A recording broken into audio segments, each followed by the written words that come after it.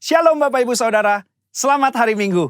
Hari ini kita akan membahas mengenai keselamatan yang merupakan studi dari kitab Ibrani tentang justification, sanctification, dan glorification. Atau pembenaran, pengudusan, dan pemuliaan. Sebagai orang percaya, kita bersyukur karena Tuhan telah menyediakan keselamatan dengan sempurna. Kata menyelamatkan dengan sempurna dalam Ibrani 7 ayat 25 berasal dari kata panteles, yang mengandung unsur kesempurnaan, keutuhan, dan finalitas. Hal ini menunjukkan adanya tahapan yang harus kita lalui sehingga mendapatkan kesempurnaan keselamatan. Berikut 3 tahap yang harus dilalui untuk mendapatkan keselamatan yang sempurna. Tahap pertama, justification atau pembenaran. Ini merupakan tindakan yudisial Tuhan, di mana Dia beranugerah dan menyatakan bahwa semua tuntutan hukum yang berkaitan dengan orang berdosa telah Ia penuhi. Pada tahap ini, kita telah diselamatkan dari hukuman dan kutuk dosa. Efesus 2 ayat 8 menunjukkan bahwa pembenaran yang kita terima semata-mata karena kasih karunia Allah dan diterima melalui iman kita. Dalam tahap pembenaran ini, Tuhan Yesus hadir sebagai anak manusia yang tidak berdosa dan hidup benar di hadapan Allah dan manusia. Yesus mati di atas kayu salib, menanggung dosa umat manusia, dan Allah menerima korban itu. Sehingga berdasarkan karya Yesus di kayu salib inilah setiap manusia yang percaya dibenarkan oleh Allah. Jadi, apa yang kita butuhkan pada tahap ini? Iman sebagai respon untuk percaya. Disinilah kelahiran baru muncul sebagai awal kehidupan rohani kita di dalam Kristus. Lalu, apakah dengan kita sudah diampuni dan dibenarkan, kita bisa berbuat sesuka hati kita?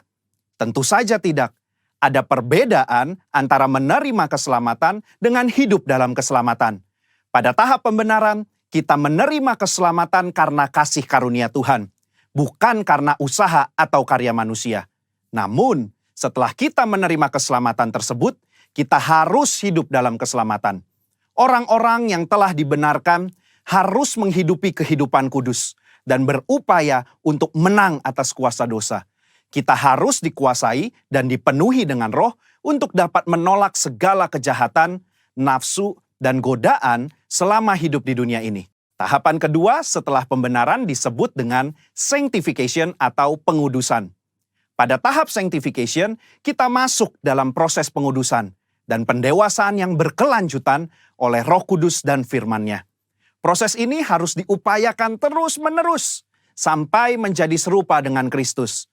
Meskipun demikian, upaya ini bukan dilakukan dengan kekuatan kita sendiri, melainkan dengan pertolongan Roh Kudus. Roh Kuduslah yang memampukan, memperlengkapi, dan membawa kita sampai menjadi serupa dengannya. Ibrani 9 ayat 14 menunjukkan, ada tujuan yang Allah siapkan bagi manusia setelah Yesus mencurahkan darahnya untuk menyucikan hati kita dari perbuatan yang sia-sia, yaitu beribadah kepada Allah yang hidup. Di dalam beribadah kepada Allah yang hidup inilah terdapat pendewasaan rohani dan penyucian diri dari segala dosa, serta proses menang atas cobaan dan godaan iblis setiap harinya. Secara praktis, apa yang dapat kita lakukan di tahap ini? Setidaknya ada 3 aspek dalam pengudusan yang kita lakukan berdasarkan Ibrani 10 ayat 22-24. Yang pertama, taat dan setia kepada Yesus. Yang kedua, saling mendorong untuk hidup dalam kasih. Yang ketiga, menghasilkan buah pertobatan dan buah roh. Di dalam tahap pengudusan ini, akan banyak peperangan rohani yang dilakukan. Maka dari itu, kita harus senantiasa hidup dikuasai oleh roh dan hidup dalam pengudusan. Sehingga kita akan menang atas setiap peperangan yang kita lakukan. Sekali lagi, kasih karunia adalah tindakan Tuhan memberikan Roh Kudus-Nya untuk memenuhi dan menguatkan kita dengan kehadiran, pengurapan, dan karunia-Nya. Melalui iman adalah kita dengan setia mengerjakan ketaatan dan latihan-latihan yang membangun manusia rohani kita sampai menjadi serupa dengan Kristus. Tahapan ketiga untuk mencapai keselamatan yang sempurna adalah glorification atau pemuliaan. Tahapan ini juga disebut sebagai keselamatan akhir, di mana kita akan diselamatkan dari kehadiran dosa. Artinya, manusia tidak lagi memiliki kehadiran dosa. Di dalam doktrin keselamatan, kondisi ini akan tergenapi ketika Tuhan Yesus datang untuk kali yang kedua. Dan hanya tersedia bagi mereka yang bertahan dan setia selama proses pengudusan. Dan yang telah menjadi serupa dengan gambar Yesus. Ibrani 10 ayat 37 menunjukkan, sedikit waktu lagi ia akan datang. Sudah siapkah kita akan kedatangannya? Apakah kita sudah serupa dengannya? Melakukan perintah dan amanat agungnya dengan benar? Ada 3 hal yang akan dilakukan saat ia datang untuk kali yang kedua. Pertama, ia datang untuk menyempurnakan keselamatan kita dengan cara memberikan kepada kita tubuh kemuliaan. Yang kedua, ia memberikan upah kepada kita hamba-hambanya. Dan yang ketiga, ia menyelesaikan rencananya dengan menghancurkan iblis dan menegakkan kerajaannya. Kesimpulannya, insan Pentakosta menganut doktrin progressive salvation, yaitu bahwa keselamatan tidak didapatkan secara instan, melainkan sebuah proses dan perjalanan yang dituntun dan dipimpin oleh Roh Kudus sampai akhir hidup. GBI menolak pandangan sekali selamat tetap selamat. Jaminan keselamatan itu selalu kita miliki selama kita tetap tinggal di dalam Kristus.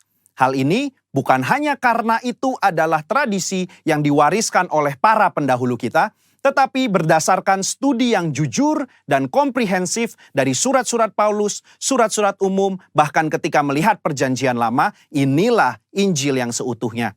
Juru selamat kita yang mati dan mencurahkan darahnya untuk mengampuni kita dari dosa dan membenarkan kita di hadapan Allah adalah juru selamat yang sama yang bangkit dan naik ke sorga, mengutus Roh Kudusnya untuk menyucikan dan memberdayakan kita menjadi alat di tangannya, yang juga adalah juru selamat yang sama yang berjanji untuk datang menjemput kita di dalam kemuliaan kekal bersamanya. Saudara, untuk penjelasan lebih lengkapnya dari tim teologi kami, jangan lupa buka link yang ada di atas atau scan barcode yang tersedia. Selamat hari Minggu, Tuhan Yesus memberkati.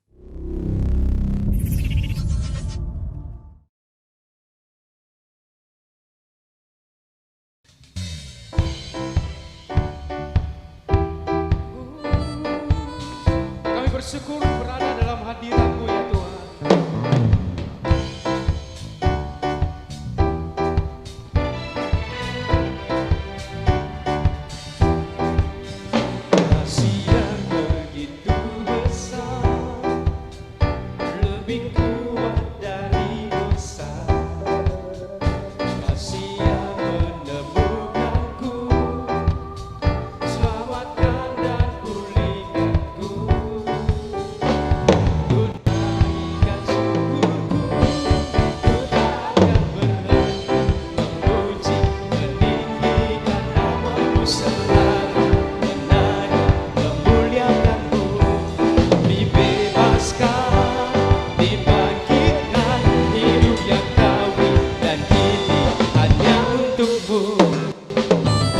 Senantiasa berada dekat-Mu ya Tuhan.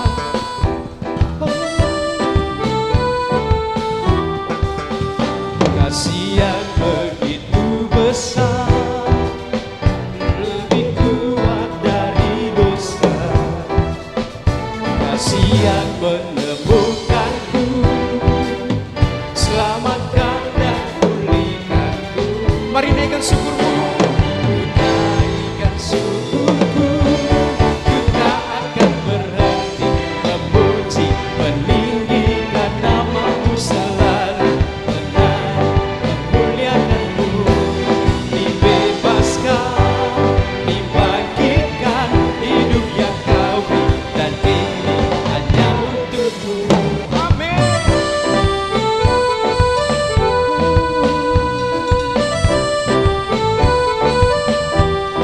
Syukur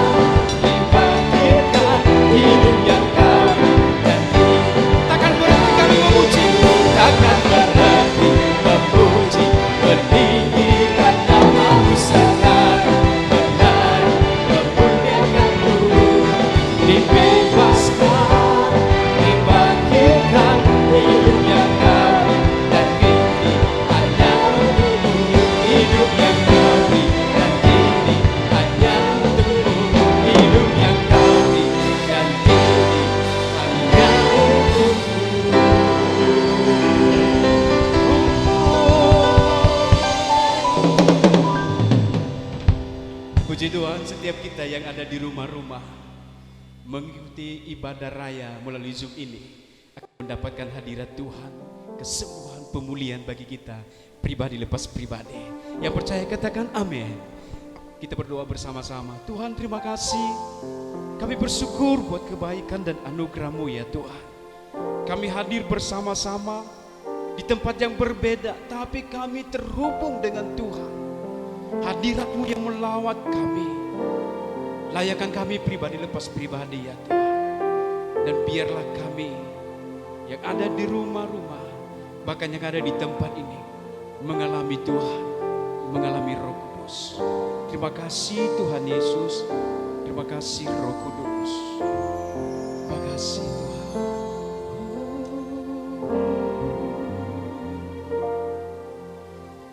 Tuhan, ku mau menyenangkan-Mu.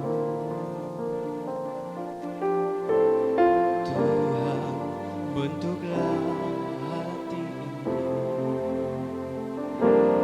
menjadi bejana untuk hormat-Mu. Cemerlang bagai emas murni. Tuhan, ku serahkan hatiku. Semua ku berikan padamu. Tuluskan hingga tuluskan, agar kami menyenangkan-Mu ya Tuhan. Agar aku menyenangkan-Mu.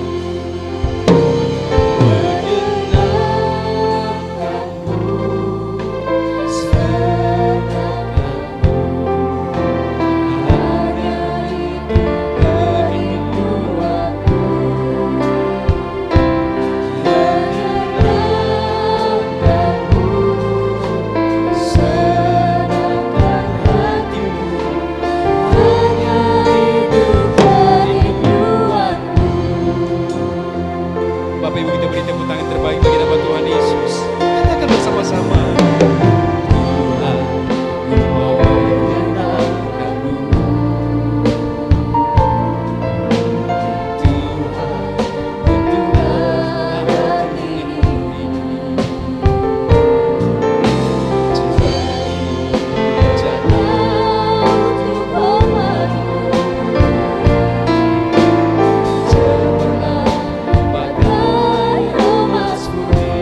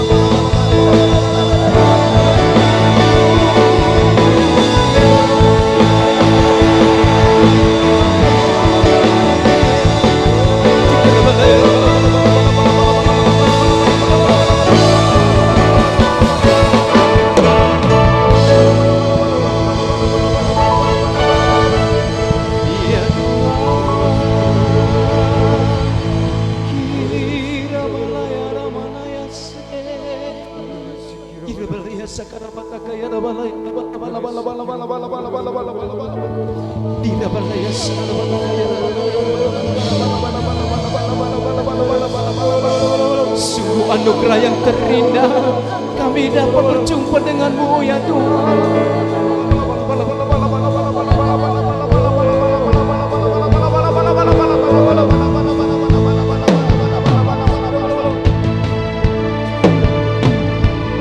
Ku sembah Kau Tuhan, ku mengangkat tanganku, selamanya Kau ajaib bagiku. Ku sembah Kau Tuhan, ku mengangkat wajahku, selamanya Kau hebat bagiku.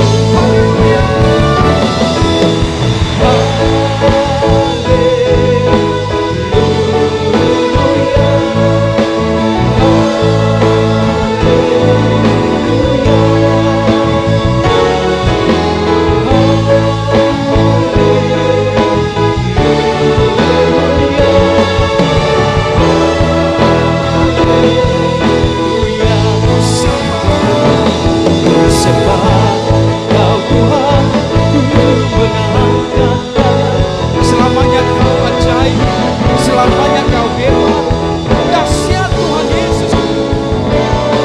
Sembah Kau Tuhan, ku mengangkat wajahku, selamanya Kau baik. Haleluya.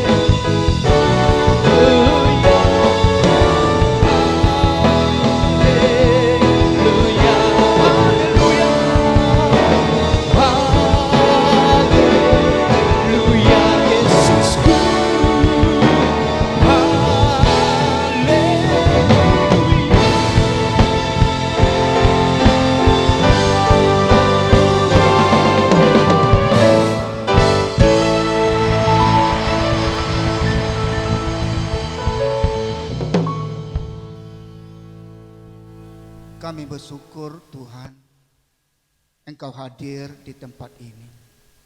Engkau melawat setiap kami dan seluruh umat-Mu yang beribadah di pagi hari ini.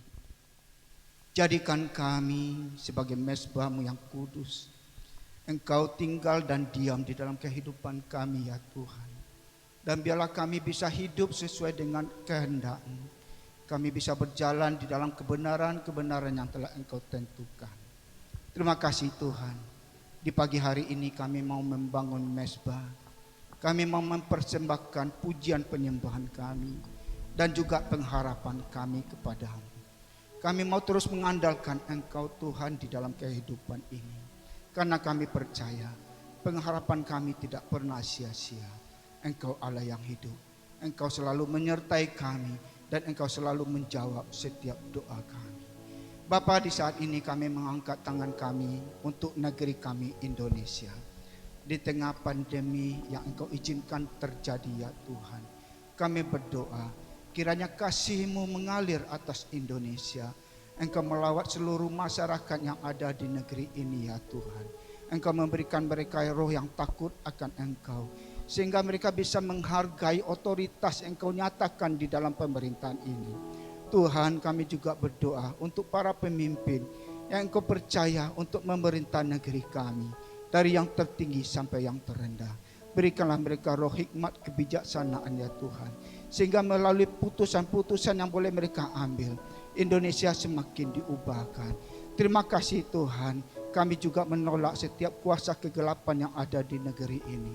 LGBT, narkoba, radikalisme, korupsi, serta ajaran hypergrace. Semuanya itu kami tolak di dalam nama-Mu Yesus. Terima kasih Tuhan, Engkau menyertai negara kami, menjadikan negara kami lebih baik lagi. Transformasi boleh terjadi atas negeri kami ya Tuhan. Banyak jiwa-jiwa yang percaya bahwa Tuhan, bahwa Yesus adalah Tuhan, Sang Juru Selamat itu. Terima kasih Tuhan. Kami juga berdoa untuk pemimpin rohani kami, Pastor Niko Nyotoro Harjo ya Tuhan. Engkau kuatkan dan teguhkan hatinya untuk terus melayani umat-Mu yang Kau percayakan. Engkau juga memberkati keluarganya ya Tuhan. Melindungi hamba-Mu ini dari COVID-19 ini ya Tuhan. Engkau juga memberkati keempat para wakilnya. Terima kasih ya Tuhan. Biarlah urapan yang sama mengalir di dalam kehidupan mereka. Apa yang mereka dapatkan daripada-Mu ya Tuhan, bisa diimpartasikan kepada seluruh rayon. Sehingga seluruh umat-Mu ya Tuhan bisa mengerti apa yang menjadi kehendak-Mu di dalam kehidupan kami, khususnya di zaman ini. Terima kasih Tuhan. Kami juga berdoa untuk gembala kami, Pendeta Johan Makmur. Tuhan, kuatkan dan teguhkan hati hamba-Mu ini. Berikanlah kesehatan, umur yang panjang ya Tuhan. Seperti Engkau menyertai Musa masuk ke tanah perjanjian, begitupun Engkau menyertai hamba-Mu ini untuk bisa menyelesaikan setiap visi yang Kau taruh di dalam kehidupannya. Bapa, Engkau juga memberkati Ibu Rebeka sebagai penopang di dalam pelayanan mereka ya Tuhan. Engkau memberkati keluarga besar mereka. Berikanlah yang terbaik, embun-embun yang dari langit ya Tuhan. Apapun yang mereka inginkan ya Tuhan, Engkau Allah yang akan mengabulkannya. Biarlah hidup mereka terus berbuah, memberkati banyak orang. Terima kasih Tuhan. Kalau saat ini sebentar lagi hamba-Mu akan menyampaikan isi hati-Mu ya Tuhan. Biarlah urapan-Mu menyertai hamba-Mu ini. Biarlah setiap benih firman yang boleh ditabur ya Tuhan, semuanya memberkati seluruh umat-Mu. Terima kasih Tuhan. Kami juga berdoa untuk seluruh umat-Mu yang beribadah di pagi hari ini, dimanapun mereka berada ya Tuhan. Yang sakit Engkau sembuhkan, yang lemah Engkau kuatkan, yang berbeban berat Engkau angkat setiap beban mereka ya Tuhan. Engkau memberkati kehidupan mereka. Terima kasih Tuhan. Kami percaya bagi-Mu lah yang dapat memberikan jauh lebih besar dari apa yang bisa kami doa dan kami pikirkan. Di dalam nama-Mu telah bersyukur dan berdoa. Mari kita yang percaya, kita sama-sama katakan amin.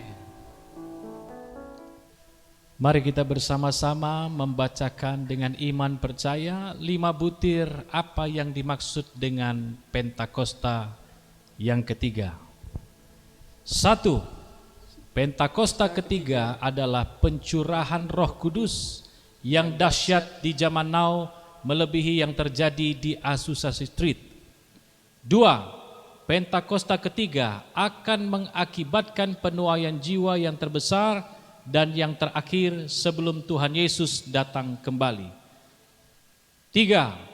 Pentakosta ketiga akan membangkitkan generasi Yeremia, yaitu anak-anak muda yang dipenuhi Roh Kudus, cinta mati-matian kepada Tuhan Yesus, tidak kompromi terhadap dosa, dan akan bergerak untuk memenangkan jiwa. 4. Pentakosta ketiga lahir di Indonesia dan bergerak ke bangsa-bangsa.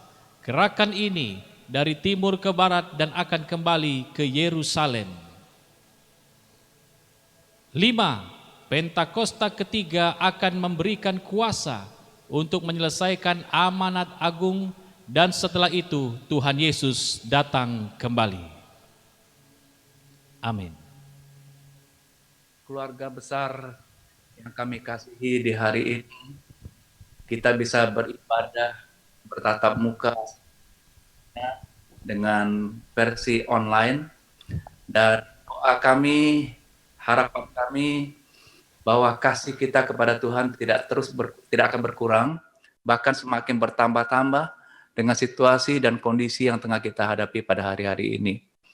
Saya bersyukur melihat keluarga-keluarga yang ada di rumah-rumah yang bisa kumpul bareng untuk bisa bersama-sama beribadah pada hari ini, hari yang spesial, hari yang dikhususkan, dan juga kita sedang mencoba mengupayakan cara-cara yang terbaru agar kita bisa bertatap muka, ya satu dengan yang lain, saling melihat, saling menyapa, dan juga tentunya juga aktivitas-aktivitas ibadah kita juga kita perlu responi, ya, untuk tepuk tangan, untuk ekspresi, dan seterusnya, saudara. Nah, saudara, tema khotbah hari ini, rumahku jadi battle. Sama-sama katakan yuk. 1, 2, 3.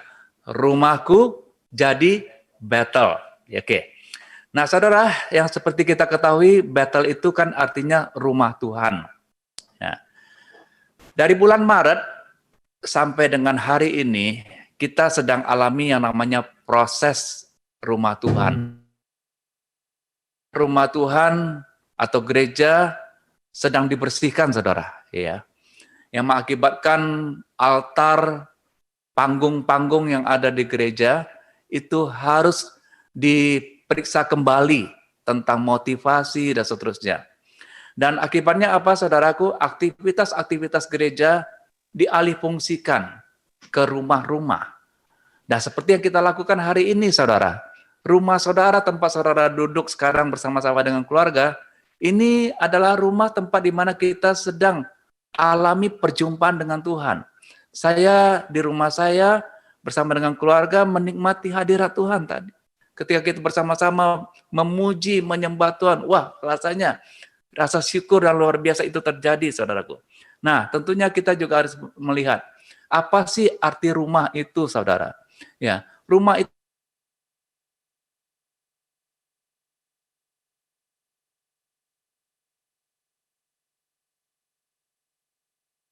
mengetahui bahwa ini adalah tempat tinggal.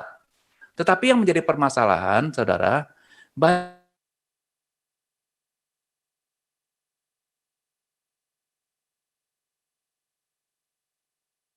kan ada rumah yang kosong, ya. Ada atau bahkan juga ada tempat tinggal yang tidak permanen, menjadi rumah singgah, saudara, ya. Jadi ini bukan rumah yang sebetulnya yang Tuhan inginkan, saudara. Nah, bagaimana tentang keadaan rumah kita pada hari-hari ini? Apakah saudara juga mengetahui bahwa rumah saya ini, tempat tinggal saya ini, kita bisa minta agar Tuhan juga bisa hadir bersama-sama dengan kita di tempat tinggal ini, saudara. Ya, karena kita percaya, saudaraku, bahwa bangunan tempat tinggal ini juga berbicara tentang bagaimana saudara dan saya pada hari-hari ini juga bisa menikmati Tuhan, ya, dengan segala keberadaan dan kebesarannya Tuhan. Nah, saudaraku,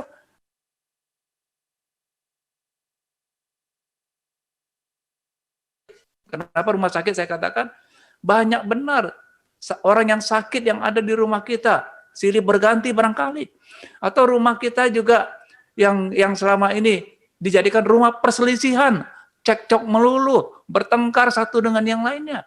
Sehingga akibatnya kita tidak bisa merasakan esensi sebuah rumah yang merupakan tempat tinggal yang kita harapkan tentunya adalah fungsinya dan suasananya, saudara.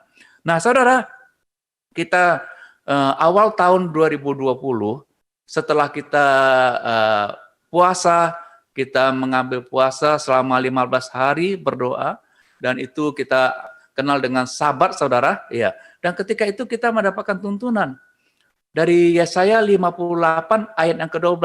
Ayo kita baca sama-sama, yuk. Yesaya 58 ayat ke-12. Engkau akan membangun reruntuhan yang sudah berabad-abad dan akan memperbaiki dasar yang diletakkan oleh banyak keturunan. Engkau akan disebut yang memperbaiki tembok yang tembus, yang membetulkan jalan supaya tempat itu dapat dihuni. Saya akan bacakan buat saudara dalam pengertian dalam bahasa Indonesia sehari-hari. Dikatakan begini, kota yang sudah lama menjadi reruntuhan akan kamu bangun kembali atas dasar yang lama. Kamu akan disebut bangsa yang membangun kembali tembok-tembok dan membetulkan rumah-rumah yang hancur. Wah, luar biasa. Tahun 2020 awal kita sudah mendapatkan bahwa ada rumah-rumah yang hancur yang perlu dibetulkan kembali, yang perlu direstorasi kembali. Seperti tadi saya katakan, barangkali selama ini rumah kita hanya penyakit melulu, persoalan melulu, masalah melulu yang ada. dalam suasana rumah itu tentunya tidak enak, saudara. Bahkan juga banyak di antara kita yang merasa gerah ada di rumah. Sehingga firman Tuhan mengatakan, lebih baik tinggal di padang gurun daripada di rumah orang yang suka bertengkar, saudara. Atau mungkin juga dikatakan lebih baik tinggal di suatu rumah daripada istri yang suka bertengkar. Dan itulah kondisi atau realita yang bisa terjadi dalam rumah-rumah kita pada hari-hari ini. Tetapi selama pelajaran pandemi ini, saudaraku, apakah kita menyadari bahwa di balik semuanya itu Tuhan sedang menunjuk kepada kita rumah kita yang bisa melakukan aktivitas-aktivitas yang begitu banyak dibandingkan dengan ketika kita beraktivitas biasa, saudara. Kenapa? Karena kenyataannya kita kerja di rumah, kita beribadah di rumah, kita juga melakukan sesuatu aktivitas itu banyak berorientasi di rumah-rumah sesuai dengan protokol kesehatan yang diperintahkan oleh pemerintah. Nah, tentunya kita juga ingin ya, bagaimana saudara pada hari-hari ini, saudara, ya, ingin mengatakan bahwa saya mau ya Tuhan, bahwa rumah saya ini menjadi better. Kita baca 1 Korintus pasal yang ketiga, ayat ke-16. 1 Korintus pasal yang ketiga, ayat yang ke-16. Kalau saudara dapat, saya akan bacakan buat saudara. Ya, 1 Korintus pasal yang ketiga, supaya saudara paham.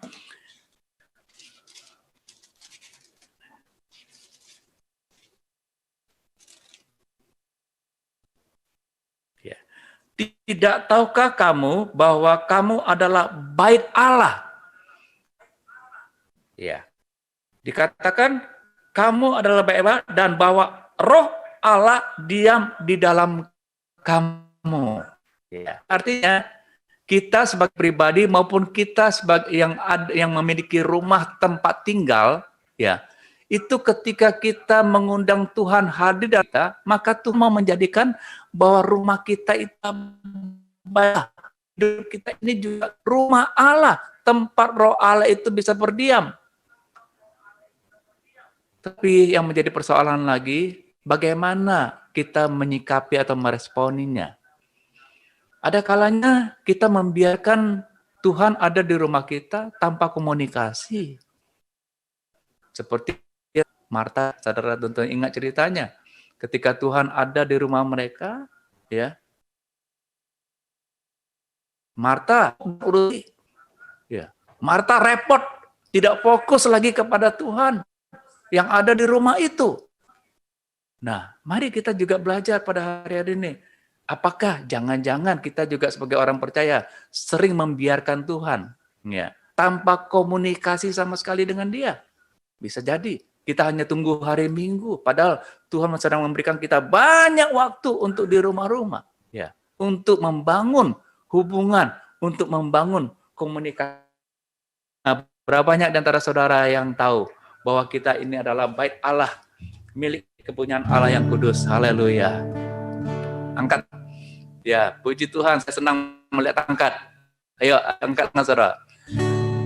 Jadikan aku bait suci-Mu yang kudus dan yang tiada bercela.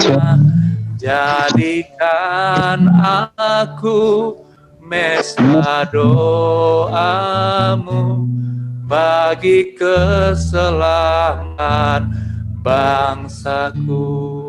Berapa banyak yang di antara saudara yang percaya bahwa Tuhan telah memilih saudara, Tuhan telah memilih rumah saudara untuk tempat kediamannya? Angkat tangan saudara kembali. Kau telah memilihku sebelum ia dibentuk.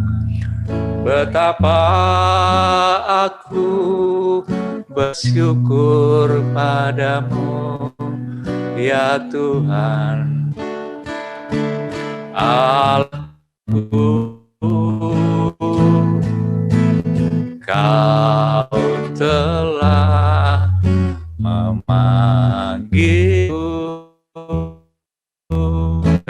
sebagai alat kerajaan-Mu, betapa aku bersyukur padamu atas perbuatanmu. Katakan sama-sama. Jadikan aku baik sucimu yang kudus dan yang tiada bercela, dan aku mesbah doamu bagi keselamatan bangsaku.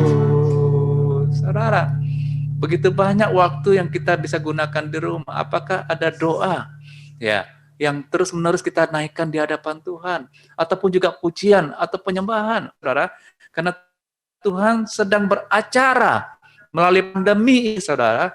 Tuhan menyuruh kita untuk isolasi atau bersembunyi, tentunya menurut ya, bukan yang kita salah, tapi Tuhan punya rencana, saudaraku.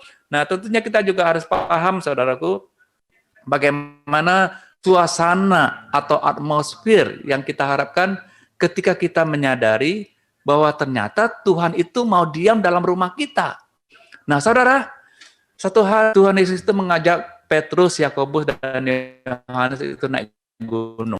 Namanya itu adalah Gunung Tabor, saudara. Cukup tinggi antara saudara yang pernah pergi ke sana, saudaraku, ya.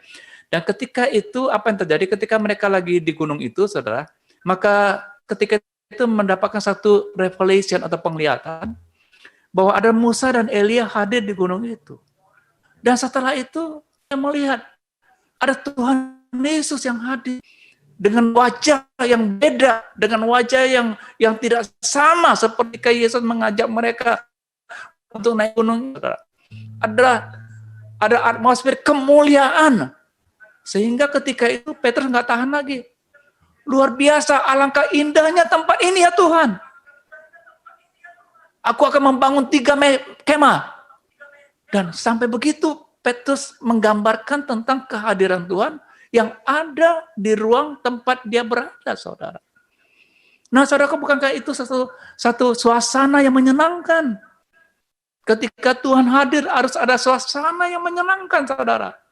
Saudara ingat bagaimana ketika Tuhan Yesus juga ada di rumah Marta dan Maria?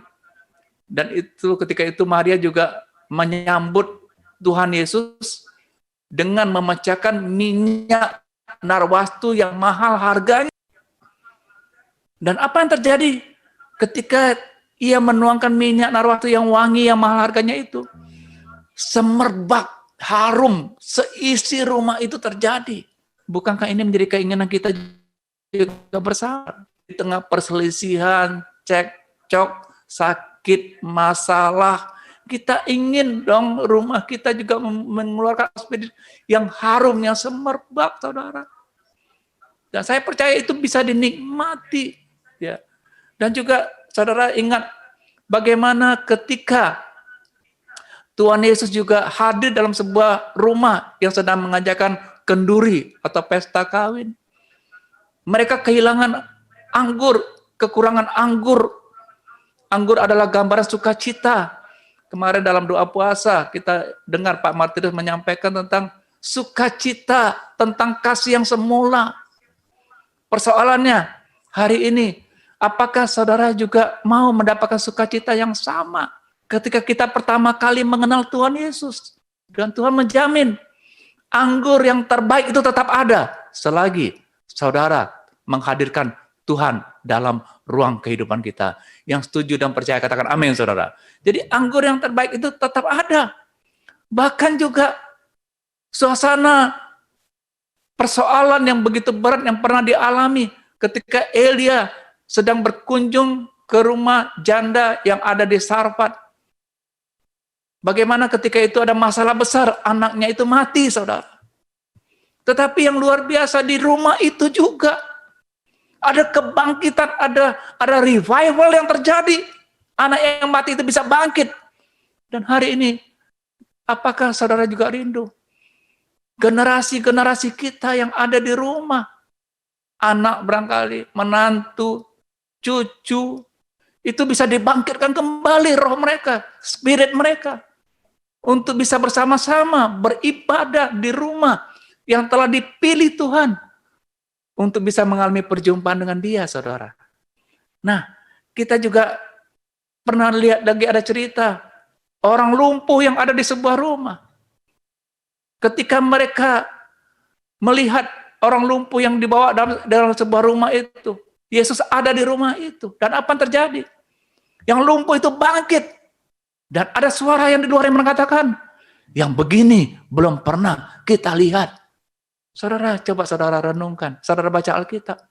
Banyak perkara-perkara mujizat dan luar biasa terjadi di rumah-rumah. Di gereja ada, tapi tidak sebanyak yang di luar gereja, saudara. Gereja ada tempat di mana kita bisa bersekutu bersama-sama dengan Tuhan. Tetapi di rumah, Tuhan tahu kebutuhan kamu pribadi lepas pribadi. Dia mengerti apakah rumah itu perlu aroma yang wangi. Dia mengerti apakah rumah itu ada unsur kematian. Dia mengerti apakah rumah itu seperti rumah tahanan.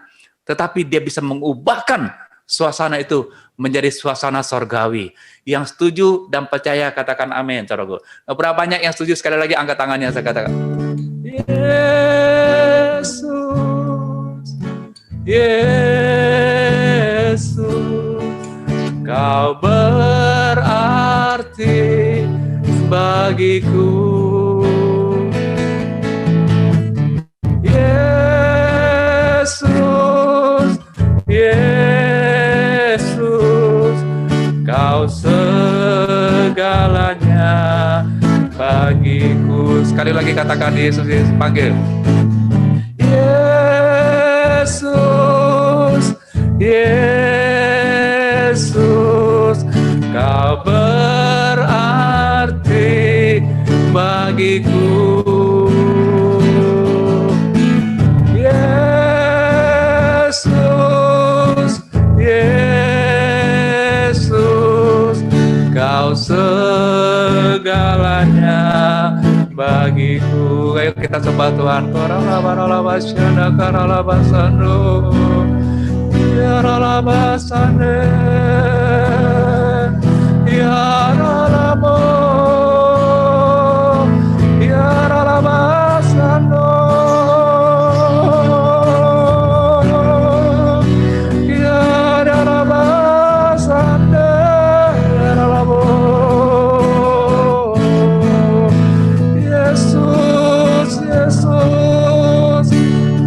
Kami memerlukan Engkau Tuhan, hadirlah ya Bapa.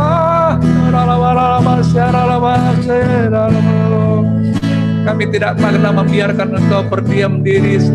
Kami mau mengajak Engkau ya Tuhan, hiduplah bersama dengan kami, hiduplah di rumah kami, tinggallah di rumah kami ya Tuhan, sehingga ada suasana yang diubahkan oleh Tuhan. Atmosfer kebangkitan, atmosfer kehidupan itu nyata atas rumah-rumah kami ya Bapak. Terima kasih Tuhan. Terima kasih Tuhan. Nah sekarang bagaimana caranya saudara mengaplikasikan ya agar rumah saudara itu jadi Bethel, rumahku jadi Bethel. Nah kata-kata Bethel yang pertama yang ditulis di Alkitab itu disampaikan, diucapkan oleh seorang hamba Tuhan ya yang bernama Yakub, saudara. Tentunya saudara harus mengerti bagaimana kronologis peristiwanya itu bisa terjadi sehingga Yakub itu bisa membuat sebuah tempat itu yang tadinya tidak ada nama menjadi Bethel. Nah, saudara, Bethel tadi kita sudah ketahui adalah rumah Allah. Jadi artinya Yakub ketika di sebuah tempat itu, dia alami perjumpaan dengan Tuhan, dan dia ingin bahwa secara permanen tempat itu dijadikan sebuah tempat ajang pertemuan dia dengan Tuhan. Kalau saudara pergi ke Israel, maka saudara akan menemukan gereja-gereja yang ada itu, dasarnya adalah gara-gara di tempat itu ada peristiwa-peristiwa mujizat yang terjadi. Seperti gereja tempat di mana Yesus mengubahkan air menjadi anggur, karena itu gara-gara di tempat itu ada peristiwa yang bersejarah. Sehingga jadilah gereja, saudara. Jadilah Bethel. Nah, saudara mungkin mengatakan tempatku tempat biasa, rumahku kecil, tidak representatif. Bukan itu yang menjadi masalahnya, saudara. Tapi yang menjadi masalahnya, maukah saudara dengan antusias menghadirkan Tuhan di rumah itu?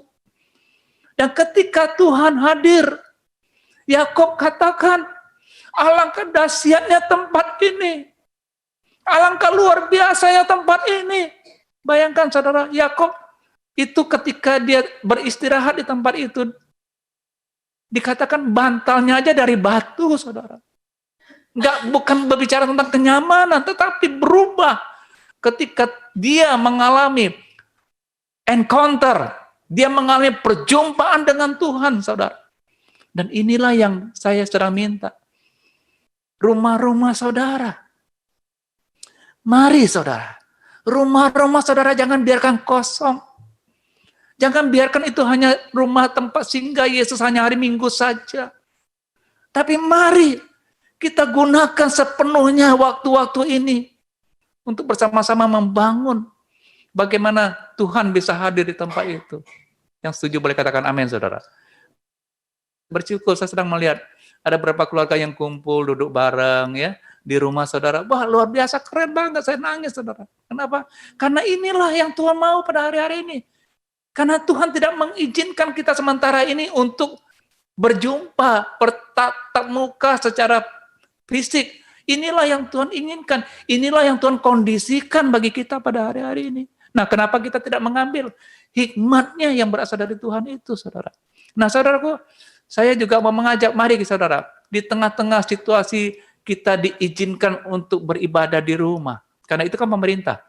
Yang selama ini kita sulit untuk bisa minta ibadah di rumah-rumah, apalagi dengan kondisi yang ada di tempat kita. Tapi pada hari-hari ini adalah satu kesempatan yang baik bagi kita. Saudara nanti untuk berikutnya teknisnya juga dari tim sekretariat akan bisa melayani pertanyaan-pertanyaan saudara, bagaimana rumah saudara mau dijadikan battle. Ya, tempat di mana kita bisa mengalami perjumpaan dengan Tuhan. Nah, bagaimana caranya Yakub bisa menamakan tempat itu Betel? Karena dia melihat dari tempat dia berada, dia melihat ada tangga yang terhubung sampai ke sorga, sampai ke langit. Nah, tangga itu kan berbicara tentang penghubung antara bumi dengan langit. Dan hari ini pun juga saya mau meminta saudara, mari kita bangun tangga, agar kita bisa terhubung dengan sorga. Yang setuju dan percaya boleh katakan amin, saudara. Nah, hari ini saya meminta, tangga itu apa? Doa saudara, pujian dan penyembahan. Tangga itu harus konsisten, tetap konstan. Jadi nggak ada yang turun panjang, berhenti, bolong, nggak begitu. Tangga itu adalah konsisten, saudara. Naik, menapak naik terus, saudara. Dan saya percaya, ketika ini terjadi, maka akhirnya Tuhan akan mengatakan, aku akan menjadikan rumah tempat di mana engkau ada itu menjadi rumah perjamuan antara engkau dengan aku, kata Tuhan. Saudara tahu ceritanya kan, Last Supper. Tuhan ketika itu tidak memilih gereja untuk Last Supper, saudara. Tetapi Tuhan justru memilih, coba nanti disuruh murid-muridnya, ikuti nanti ada yang bawa air dalam kendi, ikuti itu. Dan ketika mereka ikut, ini ternyata rumah. Dan kata Tuhan, persiapkan untuk aku mengadakan perjamuan ya bersama dengan murid-muridku. Saudara, luar biasa. Last Supper. Dan ini juga perjamuan terakhir. Kita juga hari-hari ini juga tahu akhir kedatangan Tuhan segera tiba. Yang percaya katakan amin, saudaraku. Tapi perjamuan yang Tuhan inginkan nanti kita dibawa naik sampai perjamuan kawin anak domba, saudara. Dan mari kita hari ini, selagi ada kesempatan, kenapa aku biarkan rumahku kosong? Dengan segala fasilitas yang ada, barangkali kenapa aku biarkan? Ada TV, ya, mungkin ada tempat duduk yang cukup nyaman. Kenapa saudara tidak ajak? Ya 5 orang, 6 orang kumpul bareng. Kita minta ada tangga yang naik ke sorga. Dan saudara tahu aktivitasnya apa terjadi? Dari sorga, Tuhan menurunkan malaikat-malaikat yang turun atas tangga yang dibangun itu, saudara. Malaikat kan bisa terbang, dia bisa kemana-mana saja. Tapi ketika Tuhan secara konsisten melihat ada tangga yang dibangun dari sebuah titik, maka di tempat itu juga Tuhan akan menurunkan berkat-berkat ilahi dari sorga. Yang setuju dan percaya katakan amin. Tidak selamanya jawab permohonan kita yang naik ke sorga itu tidak dijawab oleh Tuhan. pasti Tuhan akan memberikan jawaban yang tepat guna bagi kebutuhan rumah kita masing-masing. Yang setuju dan percaya katakan amin, saudara. Saya rindukan nanti di rumah saudara akan muncul kata-kata orang, ternyata yang begini di rumah ini belum pernah kami lihat. Saya akan mendengar kata-kata orang, harum banget tuh rumah, ya, wangi banget perilaku daripada orang-orang yang ada di dalamnya. Keren, saudara. Luar biasa juga di rumah itu juga dikatakan ada anggur yang terbaik, walaupun dalam masa susah, tapi ada sukacita yang berlimpah yang terus-menerus bisa terjadi dalam kehidupan saudara dan saya. Yang setuju dan percaya katakan amin, saudara. Nah, sekarang kita akan masuk dalam perjamuan kudus, saudara. Mari saudara siapkan hati saudara, ya.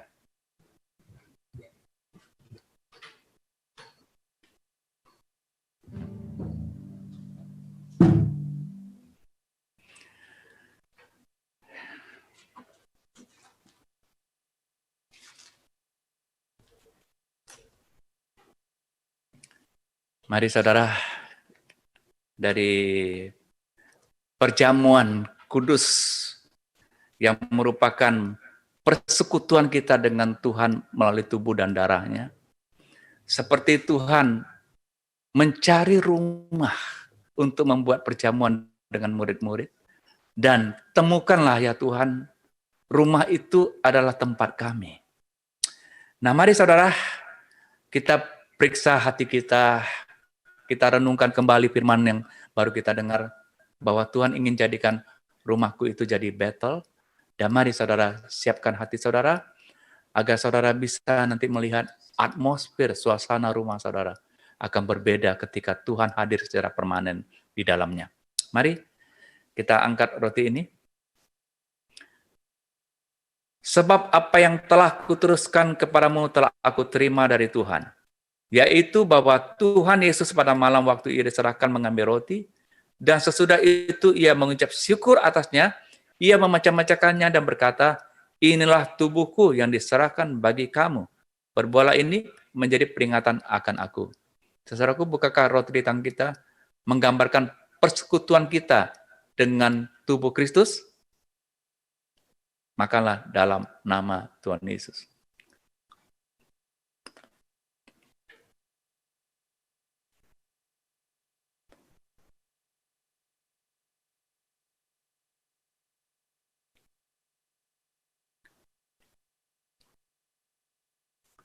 Mari kita mengangkat cawan ini, saudara. Demikian juga yang mengambil cawan sudah makan berkata, cawan ini adalah perjanjian baru yang dimeteraikan oleh darahku. Perbuatlah ini setiap kali kamu meminumnya, menjadi peringatan akan aku. Saudaraku, bukankah cawan tangan kita merupakan persekutuan kita dengan darah Kristus? Minumlah dalam nama Tuhan Yesus.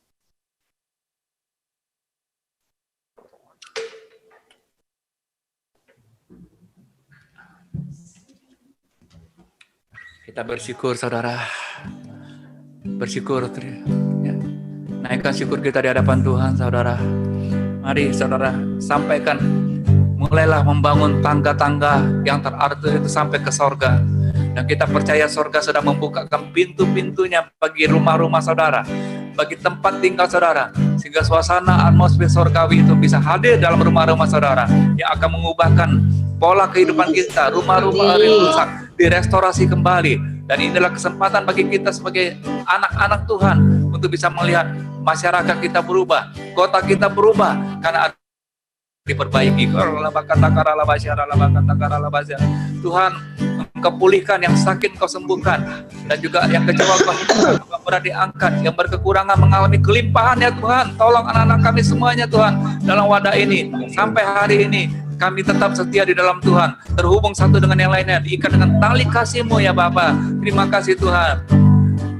Terima kasih Yesusku, terima kasih Yesusku. Puji syukur hanya bagi Tuhanku. Terima kasih Yesusku, terima kasih Yesusku. Puji syukur hanya bagi Tuhanku. Puji syukur hanya bagi Tuhanku. Puji syukur hanya bagi Tuhanku.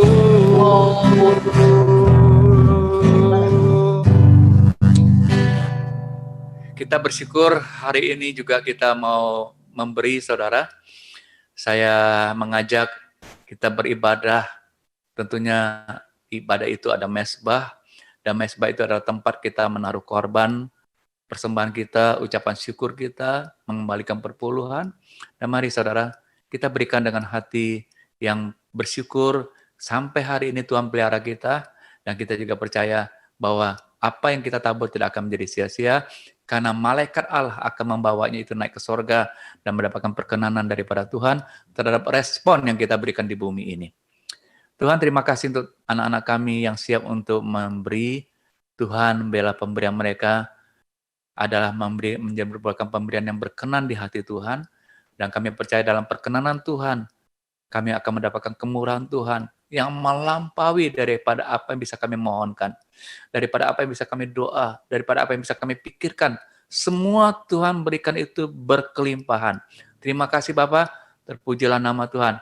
Di dalam nama Tuhan Yesus kami berdoa dan mengucap syukur dan siap untuk menabur. Amin.